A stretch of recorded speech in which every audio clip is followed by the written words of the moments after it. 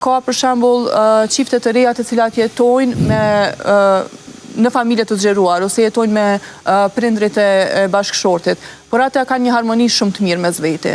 Shkaku që i kanë ata kufit emocional, e din afërsinë mes veti, nuk ka ndërhyrje prej dy palëve, po ka edhe çifte të cilat jetojnë vetë, po kanë konflikte të vazhdueshme edhe pse nuk i kanë për shembull familjen e zgjeruar duke jetuar me ta. Edhe kjo lind shkaku i asaj që nuk i kanë të qartë kufit emocional me personat, domethënë familjes zgjeruar. Shiko, në fakt, po nisem kështu prej vetës, nuk është që nuk më pëlqen familja e zgjeruar si një e re sot, do doja emocionalisht të isha me të dy palët, edhe me prindrit e bashkëshortit, po edhe me prindrit e mi.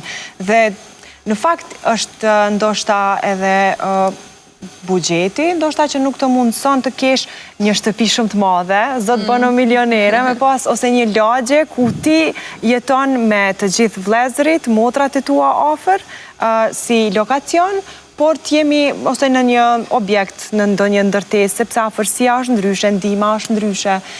Dhe mendoj që edhe gjendja ekonomike, financiare e bën që të shpërndohen, për shkak se sikur të kishim, do t'ishim sikur ato familje turke që i kanë të gjitha, edhe janë gjithë bashkë dhe të gjithë janë rahat edhe mirë. Aspektin, nëse janë duke u nda çiftet shkaku i financave, por nëse janë duke u largu prej familjeve të zgjeruar me shkaku i financave, atëherë po, ka mundësi që dalim prej një shteti më të vogël në një shtet më të madh për me arrit atë... Po në fakt, janë bashkë ndohen për shkak të këtyre problemeve, jo dole më herët, jo hargjove më shumë, jo më pak dhe pastaj... Janë faktor ndryshe, është edhe migrimi, është pavarësia financiare, jeta personale ka që më kanë privatësi. Të janë faktorë që ndikojnë, se një banesë që është Prishtinë, edhe në Prishtinë kemi për shembull një banesë 6-7 metra. Nuk mundesh... Po kjo pra është e pamundur, dikur familja zgjeruar ka qenë... Qifti kërkon një privatësi, ka kërkon privatësi, ka pak liri e tjera, por çështje e këtyne situatave ndikojnë, shumë ndikojnë. Po, zonja Mevlude, në fakt, kjo është pikrisht ajo, që familja e zgjeruar ka qenë me metra katror shumë pak, dhe kjo e ka bërë të vështirë, ndoshta funksionimin. E di që në të gjitha situatat më atakuara ka qenë gruaja. Pse? Në familjet e zgjeruara, gruaja ka pas prirje me mbajt atë harmoninë familjare, gjithnjë duke anashkalu autonominë e vet, identitetin dhe dignitetin e vet personal. Gjersa sot është e kundërta.